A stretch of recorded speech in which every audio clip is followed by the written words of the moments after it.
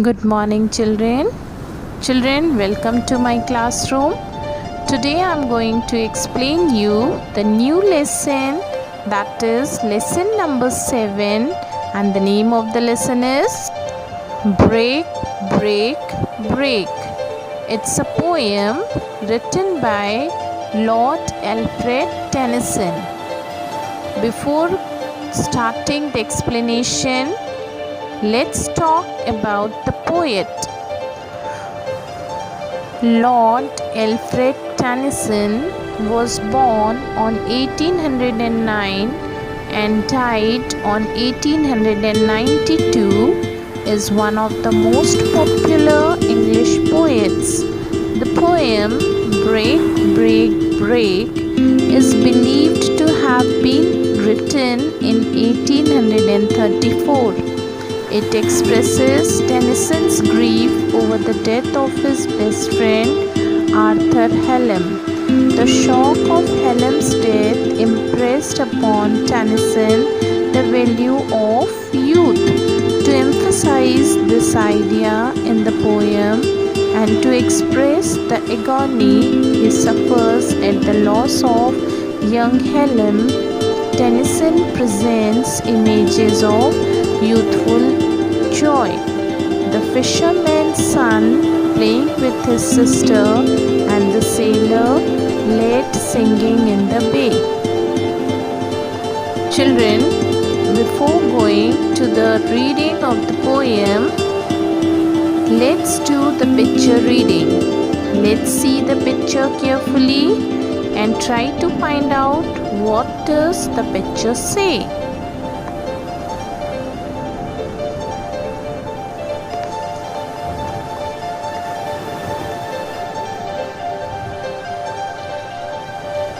Children, according to me, a person is standing on the seashore watching the sea waves carefully and thinking very seriously about somebody or something, maybe missing somebody.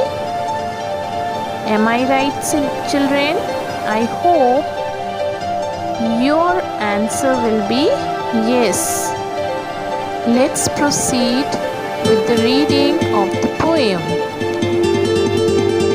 Break, break, break on thy cold grey stones, O sea, and I would that my tongue could utter the thoughts that arise in me.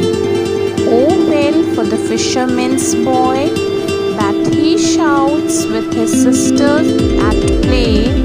Oh well for the sailor lad that he sings in his boat on the bay, and the stately ships go on to their haven under the hill. But oh for the touch of a vanished hand and the sound of a voice that is still. Break, break, break at the foot of thy crags, O sea, but the tender grace of a day that is dead will never come back to me. So children, let's try to understand the poem. This short poem carries the emotional impact of a person reflecting on the loss of someone he cared for. Written in 1834, right after the sudden death of Tennyson's friend Arthur Henry Hallam. The poem was published in 1842. Although some have interpreted the speaker's grief as sadness over a lost lover, it probably reflects the feeling at any loss of a beloved person in death, like Tennyson's dejection over losing Hallam. The poem is of 4 stanzas of 4 lines. In the first stanza, the sea is battering the stones. The speaker appears frustrated that the sea can keep moving and make making noise while he is unable to utter his thoughts. The sea's loud roar, its ability to vent its energy, is something he lacks. The repetition of break aptly conveys the ceaseless motion of the waves, each wave reminding him of what he lacks. Let's read the second stanza of the poem. Oh well, for the fisherman's boy that he shouts with his sister at play. Oh well, for the sailor lad that he sings in his boat on the bay. Here, in the second stanza, Tennyson similarly expresses distance between himself and the happy people playing or singing where they are. They possess joy and fulfillment whether together or alone, but he does not. The brother and sister have each other. The sailor has his boat. The speaker is alone. They have reason to voice pleasure, but he does not. One might sense envy here, but oh well also suggests that these bleak young people have losses yet to come. In the third stanza, and the stately ships go on to their haven under the hill, but oh for the touch of a vanished hand and the sound of a voice that is still. Here, in these 4 lines of the third stanza, the poet sees the stately ships moving to their haven under the hill, either to port or over the horizon. Either way, they seem content with the destination. But the mountain grave is no pleasant haven. In contrast, that end means the end of activity. There is no more hand to touch, no more voice to hear. Again, the speaker is caught up in his internal thoughts, his memory of the mourned figure overshadowing what the speaker sees around him. The critic H. Sofer also interprets the contrast in this stanza as such. The stateliness of the ships contrast with the poet's emotional imbalance, and the ships move forward to an attainable goal while the poet looks back to a vanished hand and a voice that is still.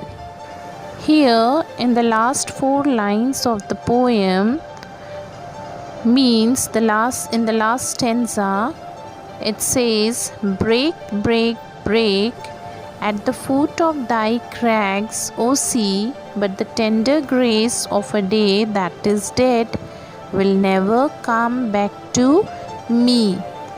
Here, the speaker returns to the breaking of waves on the craggy cliffs. The waves come again, again, again, hitting a wall of rock each time, but for him there is no return of the death, just the recurring pain of loss. Why speak? Why act? Sofer explains that the poet's realization of the fruitlessness of action draws the reader's attention to the fact that the sea's action is seemingly fruitless too, for all its efforts can no more get beyond the rocks than the poet can restore the past. Nevertheless, both the sea and the speaker continue with their useless but repeated actions as though there is no choice. The scene evokes a sense of hopelessness, while The feeling here could involve merely the loss of a deep relationship. The speaker has no hope for the return of the one who is lost. Without a death, there is no opportunity to connect the hill to a mounted grave.